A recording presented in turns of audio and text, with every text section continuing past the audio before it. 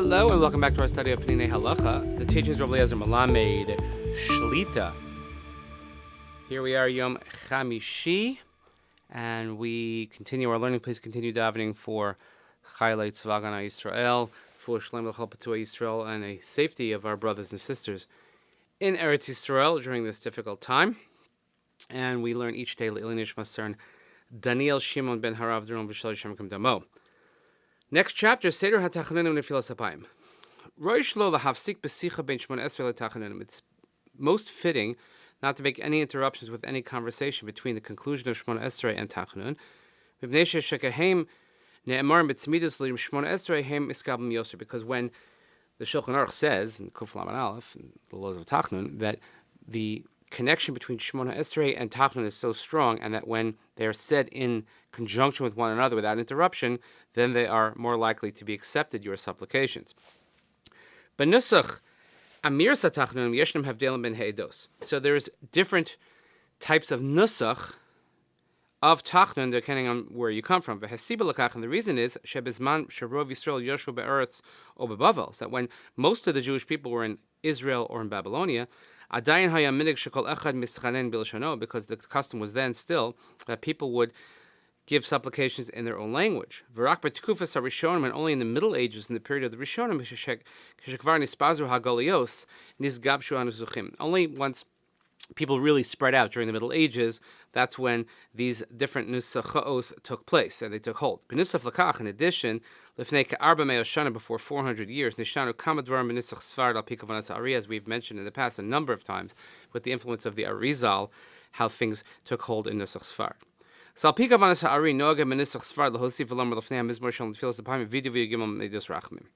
we mentioned yesterday, based on the Arizal and Nusach Sfard, before saying Nefillas Apayim, falling your head down, they would say Vidui, which is the confession, and the 13 attributes of mercy.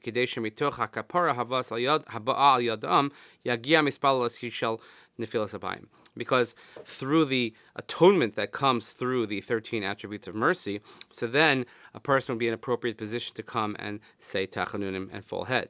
According to Ashkenaz, only on Mondays and Thursdays,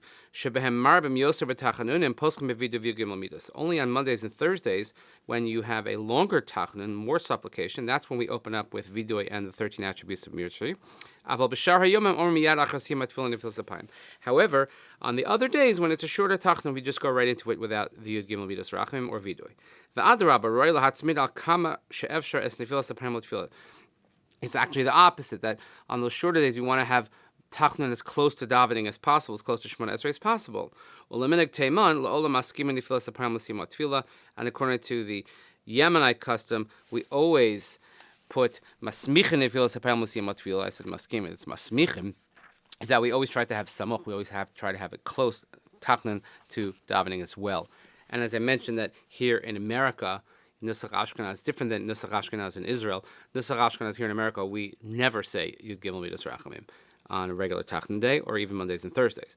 But in Nefillas Apayim, Omrim L'Nusach Sfarad Mizmar Chafhei Mitehillim. In Tachanun, according to Nusach Sfarad, they say the 25th chapter of Tehillim. L'Nusach Ashkenaz Sfarad Chasidim Omrim Mizmar Vav, and everyone else seems for Ashkenazim, Chasidim, Sfarad, etc.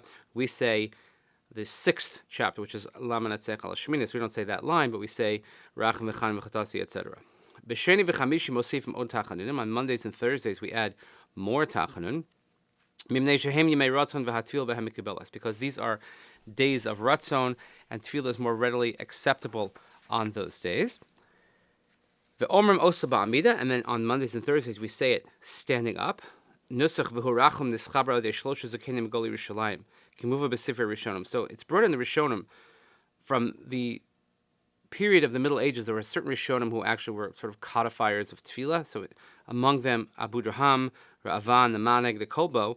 So the language of Hurachim was composed by 3 Zakenim. It says from Golei Yerushalayim.